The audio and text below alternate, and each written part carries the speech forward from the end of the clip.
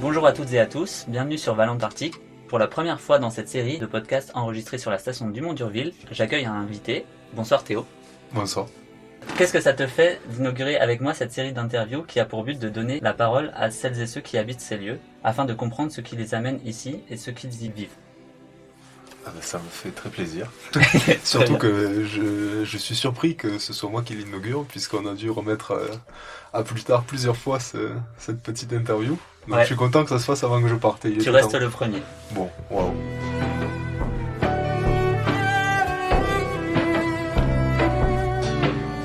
Donc Théo, toi tu es un campagnard d'été, donc tu restes là pendant 4 mois, et exactement. Ensuite tu ne vas pas hiverner avec nous cette année. Mais non, tristement, mais c'est comme ça.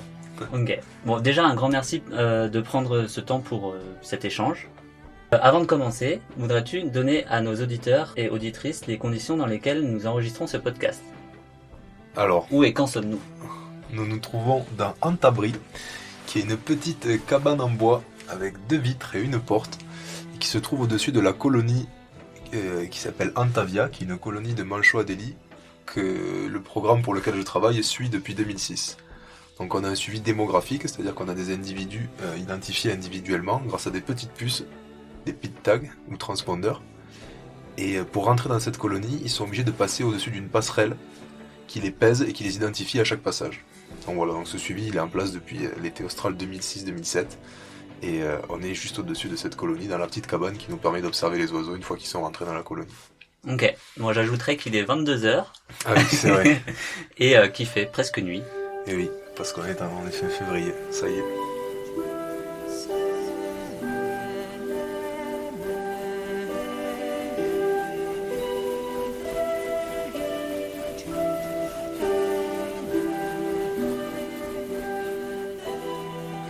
Donc toi c'est la fin de ton aventure ici, dans quelques jours.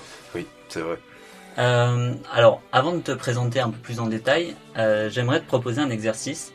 Je le tiens de Fertile, une association de laquelle je tiens cet exercice. Et en fait il s'agit d'une météo, donc un moyen de s'écouter et d'être écouté par l'autre. Est-ce que tu connais? Non, pas du tout, mais okay. Je suis curieux. Ok, très bien. Donc l'idée c'est de se rendre visible à soi-même et à l'autre, notre état à l'instant T. Donc, c'est beau. Le principe, ça se fait de plein de manières différentes, hein, mais l'idée c'est de partager l'état dans lequel tu te sens. Donc il y a 3 grands domaines, si tu veux, pour caricaturer les choses un petit peu. Tu as tête, corps, cœur. Et du coup, tu peux exprimer comment tu te sens dans ta tête, dans ton corps et dans ton cœur. Ça peut prendre le temps que tu veux. Et ça peut durer 1 ou 2 minutes par truc, comme tu as besoin. Tu peux prendre un temps de centrage avant pour savoir, faire un check-up avant. Pour réfléchir. Tu veux commencer? On commence, comme ça me donne un peu le ton général. Ok, ça va.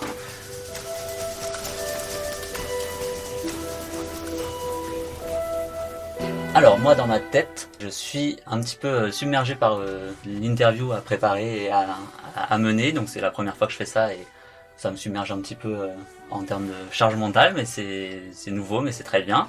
Dans mon cœur, je me sens bien, je me sens honoré d'être avec toi. Néanmoins, si je veux te partager un petit truc, j'ai des petites histoires qui me trottent dans la tête vis-à-vis du début d'hivernage, qui commencent à monter en termes de pression et en même temps d'excitation. Et du coup, c'est pareil, une grosse charge émotionnelle en ce moment. Et dans mon corps, ça va bien. J'ai bien dormi cette nuit, je suis reposé, je suis pas fatigué. Parfait, c'est pas important. Si tard, mais je suis pas fatigué. Donc voilà pour ma tête, mon corps et mon cœur. Excellent. À toi. Alors, je vais commencer par la tête. Comment ça va dans la tête? Ça va bien. Ça va bien parce que c'est une période d'effervescence en fait, la fin de campagne où il faut essayer de tout finir avant de partir, d'essayer de repenser à toutes les choses qu'on s'était dit qu'on ferait. Et en même temps, c'est difficile aussi parce que c'est compliqué, on est fatigué, ça fait 4 mois de travail à fond et les capacités cognitives elles sont plus qu'elles étaient en début de campagne, mine de rien, c'est vrai, ça joue. De pas beaucoup dormir et de passer toutes ces journées dehors. Donc c'est c'est un peu les deux. Mais je suis content quand même parce que cette année, bon, c'est un coup de malchance parce que la reproduction des manchots Adélie sur lesquels j'ai travaillé tout l'été, elle a été très mauvaise. Donc on a eu moins de travail que prévu. On en a quand même eu énormément, mais ça a fini plus tôt. Donc là, ça fait quelques jours que j'ai pu pas mal finir les gros trucs. Donc ça va, là, je vais avoir du temps pour profiter et ça me fait plaisir.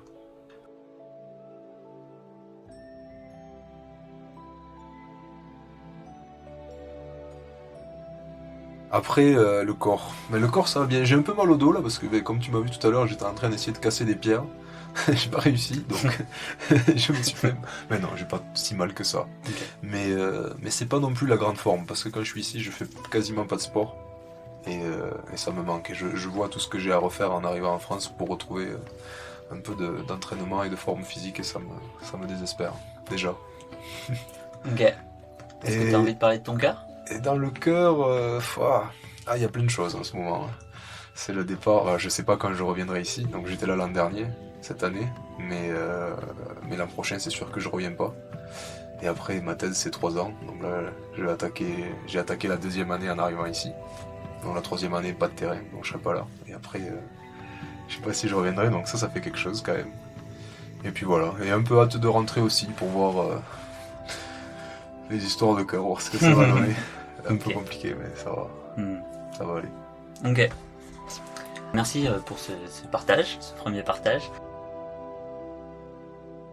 Maintenant, j'aimerais te donner un espace libre de présentation en répondant à la question « Qui es-tu » Ah, oula, vaste question. Sens-toi libre de répondre comme tu veux. Ah. Bon, qui je suis par rapport à ce que je fais ici, je dirais que je suis biologiste, donc je suis doctorant. Doctorant au sein du programme 137, donc, qui est un programme de l'IPEV qui étudie la dynamique de population des manchots Adélie et les stratégies d'adaptation. En fait, c'est plus général, c'est les stratégies d'adaptation des oiseaux marins au changement de l'environnement et à la variabilité de l'environnement. Donc on travaille sur les manchots Adélie et les manchots empereurs aussi. Et après, qui je suis? C'est dur, ouais, comme question ça. Est-ce qu'il y a des mots qui pourraient te représenter, te définir un petit peu?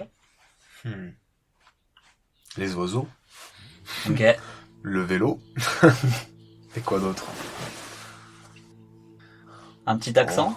Ah oui, oui, ça je peux pas le cacher. Je pense que les gens ils vont s'en rendre compte quand ils vont écouter le podcast. Oui. Oui, c'est vrai. Il est vrai que j'ai grandi à la campagne, dans le sud-ouest. Ouais, on aime.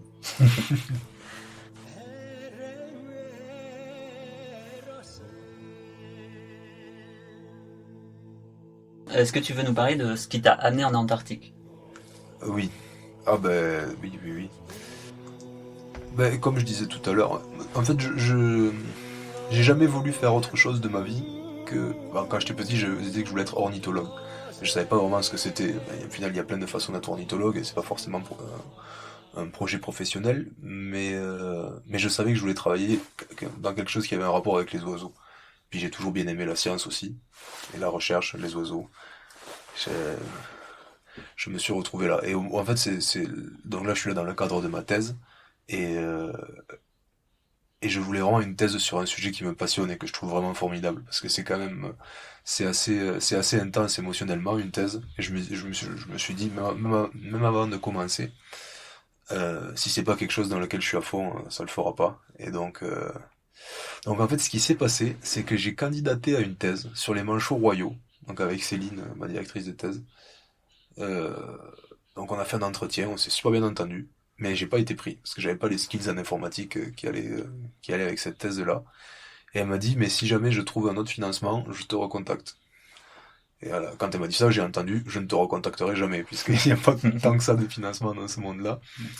Et au final, quelques mois plus tard, même pas un mois et demi, 2 mois plus tard, elle m'a recontacté avec mon co-directeur de thèse actuel, Nicolas, qui est au Canada, en me disant qu'ils planifiaient un projet de thèse sur la démographie, la gestion de l'énergie chez les manchots Adélie. Et voilà, elle m'a demandé si j'étais partant, et j'étais complètement partant.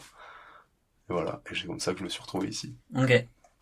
Et qu'est-ce que tu y fais, du coup, en Antarctique? Est-ce que tu veux parler un petit peu de ce que tu étudies ici? Ouais, tout à fait, je peux parler de ce que j'étudie dans le cadre de ma thèse.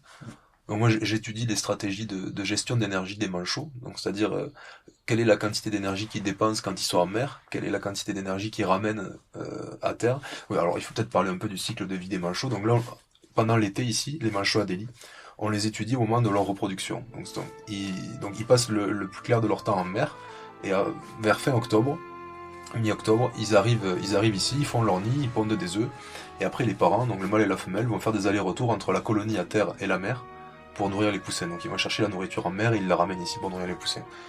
Et grâce aux passerelles de pesée dont je parlais tout à l'heure, qui sont installées à l'entrée et à la sortie de cette colonie-là qu'on étudie en particulier, on peut mesurer la masse des manchots quand ils sortent, quand ils partent en mer, et la masse des manchots quand ils reviennent à la colonie. Donc grâce à ça, on peut savoir combien d'énergie ils ramènent à la colonie, et on peut aussi savoir l'énergie qu'ils dépensent en mer grâce à des petits loggers, des accéléromètres qu'on leur fixe sur le dos, et qui nous donnent une idée de l'énergie qu'ils dépensent.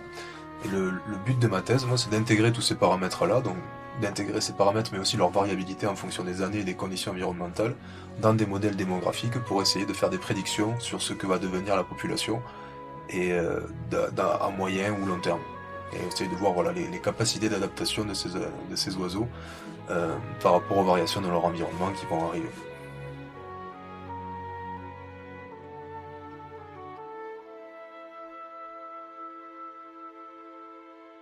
Si tu devais un peu dire qu'est-ce que tu aimes ou qu'est-ce que tu n'aimes pas ici.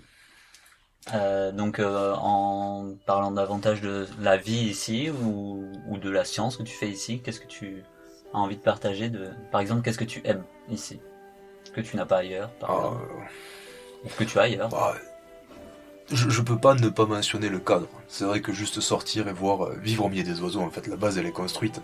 Elle a été construite sur des colonies de manchots Adélie, de manchots, de damiers, de pétrels, d'océanites. C'est incroyable de se lever le matin et d'avoir des oiseaux sous sa. Enfin, on en a en France aussi, mais c'est pas c'est rarement des colonies. En fait, là c'est vraiment. J'imagine que tu mettras des photos peut-être Oui. avec tout ça. C'est impressionnant quoi d'être au milieu de ça. C'est vraiment quelque chose de formidable. Mais bon, ça c'est la réponse facile. Mais je dirais aussi c'est peut-être aussi une réponse facile, remarque, c'est l'aspect social. D'être avec tous ces gens tout le temps, c'est un peu. J'ai jamais trop fait de colonie de vacances, mais c'est un peu comme une grosse colonie de vacances et c'est formidable. Et le fait que ça brasse aussi plein de gens, au final d'horizons assez différents. Je m'attendais pas à ça la première fois que je suis venu.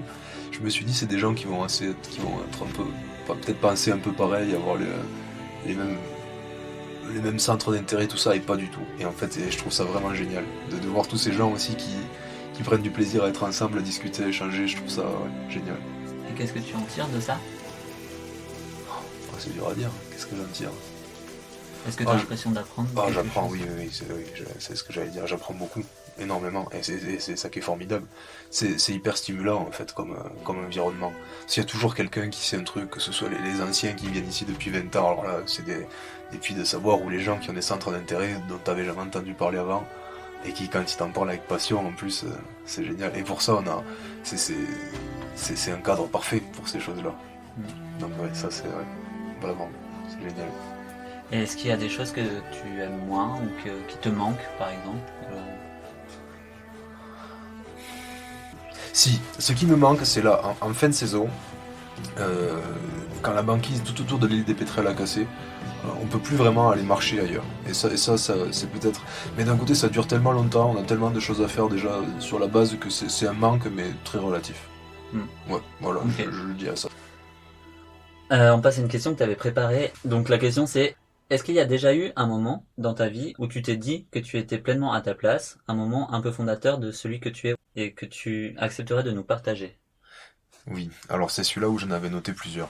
Mais je pense qu'il y en a pas beaucoup qui rentrent dans les deux cases, qui sont à la fois fondateurs et où on se sent pleinement à sa place. Parce que, non, je sais pas comment ça te fait toi, mais j'ai pas l'impression qu'il y en ait beaucoup des moments. Non, moi je suis d'accord. Il y a des moments où tu te sens à ta place, mais qui sont pas forcément fondateurs. Puis il y a ceux que t'as pas envie de partager aussi. Oui, aussi. Oui, oh non, ça m'est pas. J'en ai pas tant qui me sont venus. Non, je pense qu'un moment comme ça, c'était. Quand j'étais petit, j'étais déjà passionné par les oiseaux, mais c'était beaucoup à travers les livres. Alors je les observais souvent aussi, parce que j'avais la chance d'habiter à la campagne, mais la diversité des espèces que je pouvais voir, c'était un peu limité. Et je sais plus quel âge j'avais, je sais pas, je devais avoir 10 ans peut-être. Il y a une amie de mes grands-parents, je crois, qui était guide naturaliste. Et j'avais pas l'occasion de partir, parce que j'étais petit en fait, de partir trop loin de chez moi, tout seul ou pas, aller observer des oiseaux. Et donc il y a cette amie de mes grands-parents qui était guide naturaliste et qui m'a proposé de partir avec elle. C'était pas très loin, je crois que c'était à 1 heure de chez moi, faire une sortie comme ça, et elle connaissait toutes les espèces et c'était génial. Et on marchait au bord de la Garonne. Et là, je me rappelle pas hyper bien parce que c'était il y a vraiment longtemps. Je la vois qui regarde à un endroit.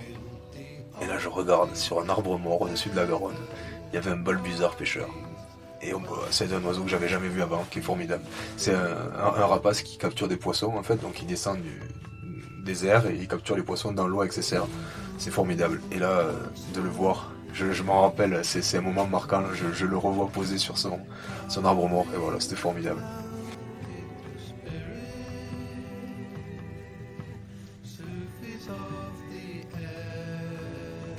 Et est-ce que c'est fondateur vraiment?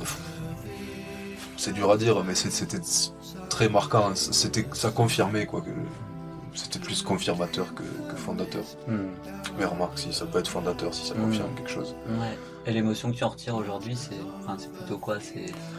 C'est drôle, c'est le même émerveillement qu'en arrivant ici en voyant un manchot pour la première fois. Okay. Et c'est vrai que ça c'est formidable. Et c'est quand je ressens des trucs comme ça que je me dis que je suis à ma place et que je fais quelque chose que j'ai envie de faire, quoi. Et que je suis bien là. Quand je ressens ça, quoi. Dans mon boulot, j'arrive à être émerveillé comme quand j'avais 10 ans. C'est génial. T'as conscience de la chance que t'as, Oui, c'est pas donné à tout le monde, c'est incroyable. C'est vrai que c'est beaucoup de chance. Est-ce qu'il y a un deuxième moment que t'as envie de partager, un autre truc important pour toi?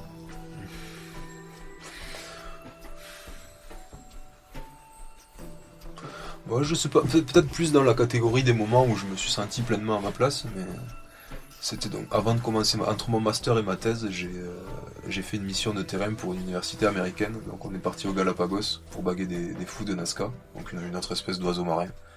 Et on était un groupe de 4 sur une île déserte, on dormait en tente et toute la journée on baguait des oiseaux et c'était juste formidable ça. Aux Galapagos, quoi, pour un biologiste, les Galapagos, Darwin, tout ça, c'est la Mecque un peu, donc c'était génial. Mais voilà, c'est rigolo parce que c'est le même émerveillement avec le balbuzard pêcheur, le même là-bas, le même ici. Et en fait, oui, là, ça fait, y a pas besoin d'aller très loin, en fait, pour avoir cet émerveillement-là. Juste à côté de chez mes parents, là, quand je vois une espèce que j'ai jamais vue, ou même quand je vois des oiseaux que je vois tous les jours, je trouve toujours ça formidable. Est-ce que tu penses que tu vas pouvoir garder cet émerveillement toute ta vie avec des nouvelles espèces ou des nouveaux sujets? Ah oui, je pense.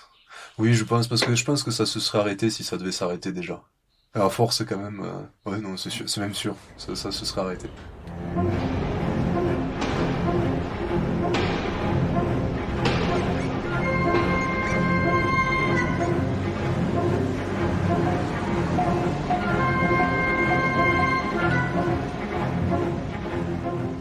J'ai l'intuition que l'évolution du climat a un potentiel impact sur ton sujet d'étude, en un sens, puisqu'il y a un lien sur les zones de reproduction potentielles, la possibilité d'avoir de la banquise ou non, l'alimentation aussi qui peut être impactée par la température de l'eau et ce genre de choses, ou la neige d'ailleurs, les précipitations cette année, ouais, comme cette année, à voir si c'est lié au dérèglement climatique ou non, mais en l'occurrence, voilà, c'est une question qui peut se poser. Du coup, l'évolution du climat est quand même étroitement liée à ton sujet d'étude. Quel rapport entretiens-tu avec le dérèglement climatique et l'érosion de la biodiversité? Qu'est-ce que tu ressens à l'annonce des prédictions scientifiques sans cesse plus alarmistes, de la peur, de la colère, de la tristesse, de la sérénité? Pas de la sérénité, non. Okay. Plutôt le reste. Oui. Est-ce que ça te parle comme sujet? Est-ce que c'est quelque chose de vivant chez toi? Ah oui, complètement. C'est quelque chose auquel on est confronté constamment aussi.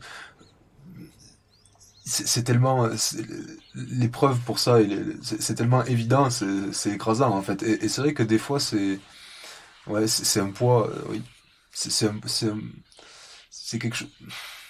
je pense que des fois je fais un peu l'autruche aussi avec ça, pas dans mes actions, mais juste dans le fait d'y penser ou pas. Je l'occulte en fait parce que c'est quelque chose d'angoissant en fait. Ok. Mais c'est pas un phénomène, je suis pas le seul à ressentir ça, c'est hyper commun en fait. Mais c'est cette forme d'éco-anxiété, donc peut-être oui, j'évite d'y penser. Après bon, en l'occurrence là, les manchots à Delhi, dans la région où on est là, pour l'instant ça va, les populations sont stables, il n'y a pas, donc effectivement, là quand même en 15 ans, il y a eu trois années très mauvaises pour la reproduction, dont 2 années où il n'y a eu aucun poussin de produit sur toutes les colonies dans la région, donc ça c'est vraiment embêtant, mais pour l'instant, à moyen terme, le changement climatique, il aura pas un énorme effet ici. Enfin, ça c'est ce que disent les sciences du climat. Mais après, il y a toujours une incertitude à ce niveau-là, pour une région particulière. Je parle pas à l'échelle globale. À l'échelle globale, ça fait longtemps qu'il n'y a plus d'incertitude. Mais donc oui, peut-être que de travailler sur une espèce ou une population qui est pas encore trop affectée, ça aide un peu. Mais ouais, mais ça entraîne aussi, c'est vrai, pas mal de questions parce que tu te dis, les carrières académiques, en fait, c'est super long. C'est là, tu fais un doctorat, après tu fais des post-docs, tu peux soit faire le concours CNRS, ou soit rentrer comme maître de conférence à l'université, mais ça dure longtemps. Et, euh, et des fois, je me dis, mais ok, le monde, en fait, il aura changé euh, très profondément, même avant que j'arrive à ce niveau-là. Donc je me dis, est-ce que... Ouais, enfin, je me dis rien de spécial, mais ça m'inquiète. Parce qu'en fait, je me dis que je pourrais faire autre chose à la place, mais je fais déjà ce que j'aime faire dans la vie. Mm. Donc en fait, non, je vais pas faire autre chose. Je comprends. Je peux pas me dire, ah oui, j'arrête ce que je fais, je vais aller profiter de la vie. Je profite déjà de la vie en faisant Mm. ça, donc... Ok. Mais pas profiter dans le sens, Mm. je me fiche de mes actions, peu importe les Mm. conséquences qu'ont mes Non, c'est actions. sûr. Ben, alors oui, c'est sûr de venir en Antarctique et de traverser la planète, plus de prendre un bateau qui consomme 18 mètres cubes de fuel par Mm. jour, Mm. c'est pas l'action la plus écologique, mais bon. Après, je pense qu'on se... Pardon, je parle longtemps sur cette Vas-y, vas-y, question. vas-y. Je pense qu'on se voile pas la face non plus. C'est pas ce que je fais moi, isolé tout seul, qui va changer ce qui va se passer pour les manchots à Delhi. Mm. Mais donc il faut pas se dire en fait je vais sauver les manchots. Faire de la recherche ou les manchots ou n'importe quelle espèce, hein, ça marche pas comme ça. Si on peut apporter une toute petite pierre à l'édifice de la connaissance qui va permettre de prédire qu'est-ce que ça va être les conséquences des changements climatiques sur les espèces, ben c'est déjà pas mal. Et c'est ça. Mais voilà, il faut pas se voiler la face non plus et se dire on va les sauver. Mais voilà, mais après oui, on pense qu'on a une petite part qu'il faut reconnaître, quoi. Voilà, Mm. mais petite. Et du coup, ça m'amène directement à la question suivante, mais peut-être que tu as déjà un petit peu répondu. Enfin, quelle place, toi, as-tu actuellement ou as-tu envie d'avoir relativement à ces sujets d'érosion de la biodiversité, plus généralement que les manchots d'ailleurs, ou même si on parle que des oiseaux, ou sur les sujets climatiques, est-ce qu'il y a une place que toi tu as envie d'avoir ou d'occuper, ou que tu occupes déjà peut-être en tant que enfin, citoyen, Ouais, que consommateur? oui, bien sûr, oui, ça, oui. Oui, tout à au niveau de mes actions personnelles, oui, je prends pas la voiture le moins possible, je prends... T'as dit que t'aimais le vélo. Voilà, bon, après, c'est vrai que du coup, ça, pour le coup, j'ai de la chance. Oui, si je peux y aller à vélo, je vais pas en voiture, même si c'est loin. Mais j'étais végé avant d'arriver ici. En fait, l'an dernier, j'étais pas végé avant, mais je mangeais déjà très peu de viande. Euh, Et puis je me suis dit, en voyant ici, en me disant, ok, tout ce que t'as pollué là pour venir ici, là, en fait, c'est pas si compliqué d'être végé. Puis en France, ça allait bien. Et là, en revenant ici, j'ai arrêté. Ok. Ça, c'était pas ouf. Mais bon, c'est pas évident non plus, je trouve, de faire la transition. Et je me formalise pas par rapport au fait que je l'ai pas fait très vite et que ça prenne son temps. Mais voilà. Et non, après, sinon, au niveau investissement, ouais, c'est pas évident. Je m'étais dit, j'aurais aimé faire partie d'associations, peut-être. Il y a quelques années, j'avais pensé à Extinction Rebellion, mais comme en n'étant jamais au même endroit pendant longtemps, c'était pas très pratique. Peut-être qu'un jour je ferai ça. Je sais pas si je sais pas trop si j'aurai la fibre en fait, pour avoir un engagement sous cette forme-là, du moins. Ouais. Je verrais plutôt un truc. Ma directrice de thèse fait ça, Céline, peut-être que tu la verras l'an prochain. Christophe, je sais pas aussi si tu te rappelles de Christophe. Euh, ça peut leur arriver de présenter leurs travaux, de présenter leurs résultats et même des résultats généraux par rapport à l'évolution de la biodiversité dans des milieux politiques ou ouais, si c'est plutôt politique, ouais, dans ces aspects-là. Ça, c'est quelque chose Ça te parle. qui me parle, ouais. Ok. Moi, je t'y vois complètement. Ouais, c'est gentil. Ouais. Ok. Ah, pourquoi pas, on verra bien. Hein. Ouais, et puis, enfin, à mon sens, faut prendre le temps de cheminer dans ces questions-là, et que c'est des problématiques tellement complexes, et en plus, enfin, elles sont assez reliées entre elles, c'est-à-dire que, enfin, l'érosion de la biodiversité est assez corrélée avec nos modes de vie et le dérèglement climatique et tout ça, et en fait, Oui. pour sortir une vision assez globale de ça, c'est pas si simple, donc ça prend du temps, et C'est puis vrai. l'engagement aussi, à mon sens, prend du temps, donc c'est normal d'avoir ces moments où tu n'es plus végé, C'est et vrai. peut-être que tu vas trouver un juste milieu en te disant, bah, je mange de la viande une fois par mois ou une fois par semaine, et Oui, c'est ah oui, oui. carrément ok, et voilà, tu vois, donc Bien sûr, bien je trouve sûr. ça, je trouve ça chouette que tu chemines. Ah, bon. Tant mieux. L'important, c'est pas la destination, c'est C'est le le chemin. chemin. Ah, c'est beau, c'est beau.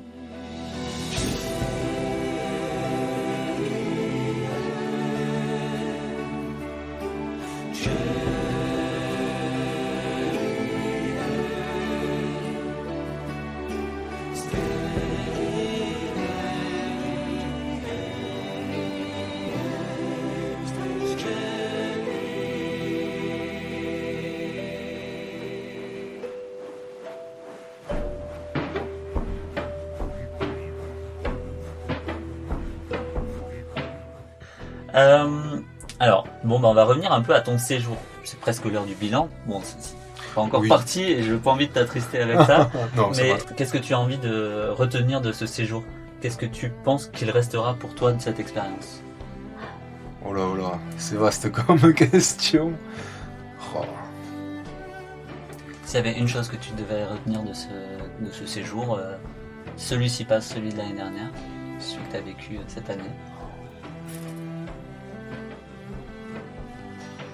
T'as le droit de dire Joker aussi. Ah ouais, c'est compliqué de sortir juste une chose. Ok.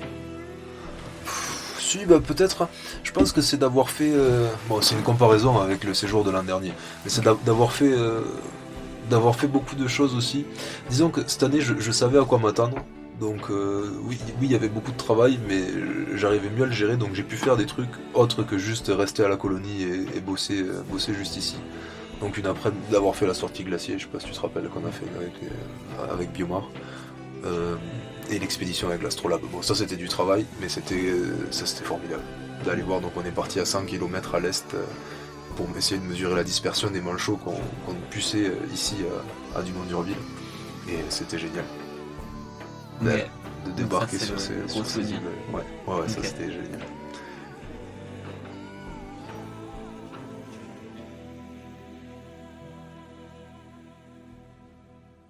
Et tu repars professionnellement, comme personnellement d'ailleurs, avec un sentiment d'accomplissement. T'as l'impression d'avoir fait ce que tu voulais faire ici. Oui, complètement. Bah, oui, après, il y a des petits trucs où j'aurais bien aimé pinailler.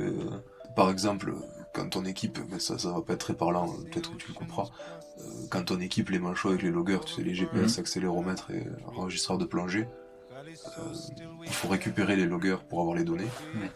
Et on voulait mesurer la période le plus proche possible de la fin de la reproduction. Sauf que quand tu fais ça, tu te dis je récupère mon oiseau dès qu'il revient à la colonie. En fait, tu le laisses faire plusieurs voyages, et quand il en a fait assez, tu captures l'oiseau et tu récupères le logger. Et l'idéal, c'est de le recapturer juste avant qu'il revienne plus du tout à la colonie. Parce que là, qu'il finisse sa reproduction. Sauf que si tu fais ça, t'as le risque que tu te rates et que le logger il parte avec l'oiseau et qu'il revienne jamais. Parce que ce qui se passe après la repro, c'est que l'oiseau il va en mer pendant 3 semaines, un mois, il fait des réserves, et après il va muer. Et quand il mue, le logger est attaché aux plumes et il tombe. Donc là, pour être sûr de pas en perdre, je les ai récupérés assez tôt. Donc début février, j'avais tout récupéré. Et en fait, j'aurais pu continuer jusqu'au 3-4 février. Mais bon, tu vois, c'est des petits détails. Je sais pas pourquoi je parle de ça. I cannot explain it still, I will not even try.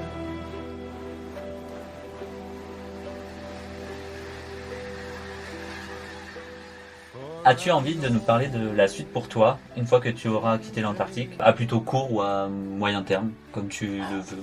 Oh, ça va être chargé. Donc, normalement, au retour à Hobart, si on a assez de temps avant de partir en avion, ce que j'espère vraiment, je dois rencontrer une chercheuse australienne qui a un suivi assez similaire au nôtre, à 3000 km à l'ouest. But tomorrow I will fly. Ça serait génial pour parler potentielle collaboration.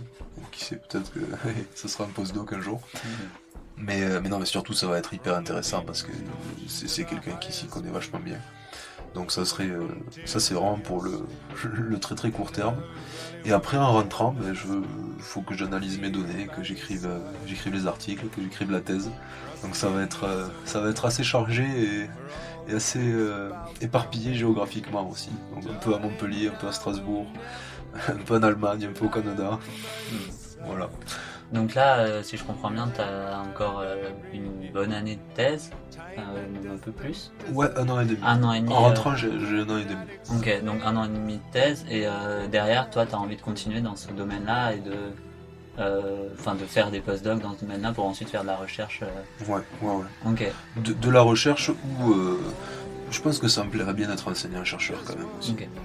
Ça me déplairait pas du tout d'être au CNRS et de faire que de la recherche. Mais enseignant-chercheur, c'est quelque chose qui me plairait pas mal Ok. à l'université. And tonight I will be by your side. But tomorrow I will fly away.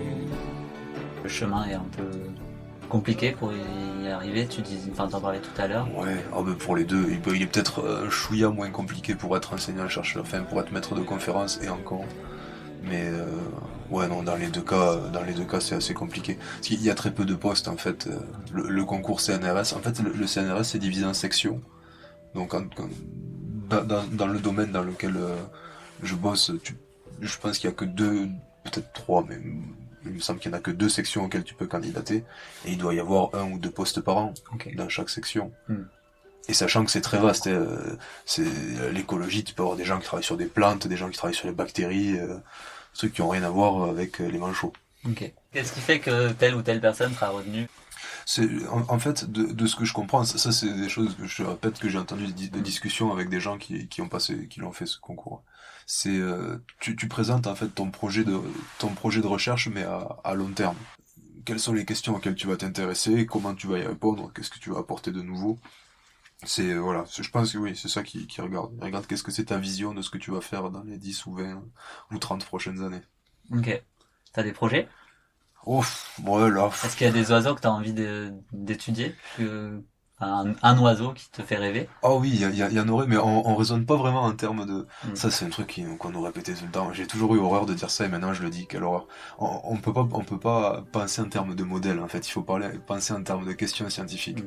Mais bon, après, on peut le faire parce que moi, ce qui m'a amené là, c'était les modèles. C'est parce que j'étais passionné des oiseaux et c'est après que le goût pour la science et les questions, il est venu. Il est là aussi, mais... moi, c'est en fait les cormorans. J'adore les cormorans. Ok. Je trouve que c'est des super oiseaux. Je bossais un peu sur des cormorans quand j'étais en master et j'aimerais bien rebosser sur ça. Du coup, les cormorans, c'est des oiseaux marins aussi? Pas forcément, c'est des oiseaux aquatiques qui se nourrissent sous l'eau mais qui peuvent voler. Et il y en a en eau douce, on en a en France, le grand cormoran qui est assez commun. Et voilà. Et on en a vu sur le bateau. C'est parmi les rares oiseaux aquatiques qui n'ont pas un plumage complètement étanche. Et c'est une adaptation à la plongée. Donc quand ils se mettent dans l'eau, leur plumage se remplit un peu d'eau, pas les couches les plus proches de la peau où il reste de l'air pour isoler. Et ça leur permet de descendre plus facilement dans la colonne d'eau pour chasser. Ah, parce que ça les empêche de flotter. Exactement. Trop, quoi. Ouais, parce que les oiseaux volants en fait qui plongent, il y a pas mal d'oiseaux qui volent et qui plongent. Ceux-là, la première force qu'ils doivent contrer pour se nourrir, leur plus grande dépense d'énergie, elle est quand ils plongent, parce qu'ils doivent contrer la flottaison. En fait. Ok. Donc ça, c'est le petit rêve qui t'est amené par une question scientifique à travailler sur ces ouais, voilà. Ces oiseaux. Puis globalement, la réponse des populations, la réponse démographique ou comportementale des populations aux variations de l'environnement, c'est une question très large. Et après, là, le truc qu'il faudrait préciser, c'est que quel aspect de cette question-là serait intéressant et reste à creuser, en fait. C'est ça qui est important aussi de se demander. Mais oui, mais donc, ouais, une espèce sur laquelle j'aimerais vraiment travailler, enfin, plusieurs espèces, c'est les cormorans du courant de Humboldt au Pérou. Ok. Et là, t'as des concentrations d'oiseaux marins hallucinantes, parce que c'est une zone ultra productive, en fait, où il y a des grandes pêcheries d'anchois, là, l'anchois du Pérou. Et t'as des zones, donc t'as des pélicans, des fous et des cormorans. Et les îles, en fait, elles sont recouvertes d'oiseaux, elles sont noires d'oiseaux marins. C'est un truc de dingue, c'est formidable. Ok. J'aimerais bien bosser là-bas.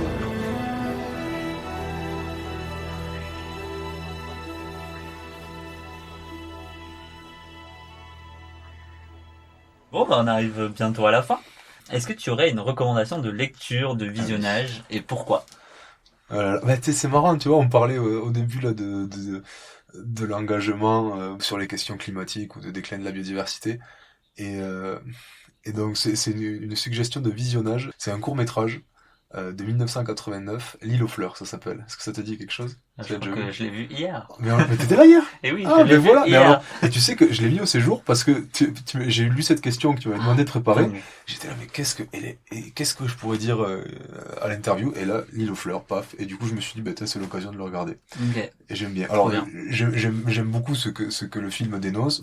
Bah ouais, le capitalisme, la société de consommation. Et j'aime bien la façon dont c'est tourné, en fait. Quand il explique tout, là, les petites, les phrases à rallonge en expliquant chaque détail, je trouve ça vachement bien. Les êtres humains sont des animaux mammifères, bipèdes, qui se distinguent des autres mammifères, comme les baleines, ou bipèdes, comme la poule, principalement par deux caractéristiques. Le téléencéphale hautement développé et le pouce préhenseur. Le téléencéphale hautement développé permet aux êtres humains d'emmagasiner des informations, de les mettre en relation, de les ordonner et de les comprendre. Le pouce préhenseur permet aux êtres humains un mouvement de pince des doigts. Celui-ci, à son tour, permet une manipulation de précision. Le téléencéphale hautement développé, allié à la capacité de faire un mouvement de pince avec les doigts, donna à l'être humain la possibilité de réaliser d'innombrables améliorations sur sa planète. Entre autres, de cultiver des tomates. Voilà. Mais c'est assez un peu cynique. Enfin, peut-être pas cynique, c'est pas le mot. C'est un peu piquant. Oui, piquant, mais en fait, réaliste aussi, quoi. Complètement. C'est pas, Mais le ton est assez humoristique. Oui, Quoi. oui, c'est ça qui est pas mal. Et la voix, j'aime beaucoup la voix aussi. Elle est vachement, ouais, elle est Tout à fait agréable d'accord. à écouter. Ok, bah trop bien. Donc allez voir L'île aux fleurs, c'est L'île ça aux fleurs, voilà, de sur YouTube. Georges Furtado. Bah oui, c'est sur YouTube, en fait. Ok, bah trop bien. Bah écoute, donc c'est le mot de la fin. Le mot de la fin, donc un conseil à ceux qui nous écoutent, une citation, ce que tu veux. À toi le mot de la fin. Alors, je me suis dit que je pouvais pas dire ça, mais j'ai pas trouvé autre chose. En fait, ce que j'aime bien dire aux gens, je me rends compte que les gens, peu de gens savent, c'est à quel point, c'est horrible, les gens ils vont pas du tout aimer ce podcast, c'est à quel point les chats sont une catastrophe écologique, incroyable, et insoupçonnée. En fait, les chats, là, les chats domestiques, les chats sauvages, les chats arrêts, en fait, il n'y en a quasiment pas en Europe, des chats sauvages, il en reste très peu. Donc, les chats domestiques, c'est horrible. Il y a une étude aux États-Unis qui a montré que les chats, ça tuait plus d'oiseaux que les chasseurs, les éoliennes, les lignes haute tension, les pesticides, les immeubles, tout ça réuni, ça tue pas autant d'oiseaux en nombre d'individus que les chats. Donc voilà, donc les gens qui ont des chats là, qui les laissent dehors, ils disent ah, c'est trop mignon, c'est la nature, il a mangé un oiseau. Non, c'est pas trop mignon. Ton chat c'est une catastrophe écologique. Là, tu peux être végé, tu peux aller faire ce que tu veux, aller à Biocop à vélo là. Non, si t'as un chat là, ça c'est complètement contraire à toutes les convictions qu'on peut avoir, que les gens peuvent avoir en général sur l'écologie. Les chats ils sont pour rien, hein, mais donc voilà, où il faut les garder en intérieur. Un chat en intérieur, là, c'est super mignon. J'aime bien les chats, je veux pas m'aliéner 9/10 de la population. Mais oui, non, faut pas les laisser sortir, les chats. Ok. Ils ont rien à faire là. C'est pas naturel. Un chat qui mange un oiseau dans un jardin, c'est pas naturel. Le chat, il est là parce que l'humain l'a amené. Voilà. Ok. C'est un mot de la fin super triste. Je Bah, devrais trouver non, autre mais chose. merci parce que pour moi, j'en étais pas du tout conscient. Je trouve ça bien que ce message-là passe. Il n'y a pas une énorme audience, mais mais au Non, moins mais bon, c'est- le message passe Faut commencer par là. et je trouve ça chouette que tu puisses le dire. Merci pour ta franchise, c'est important. Avec plaisir. Bah écoute, merci Théo et puis bah à bientôt pour un nouvel épisode qui nous amènera à la rencontre d'une personne incroyable. Je n'en dis pas plus. Waouh.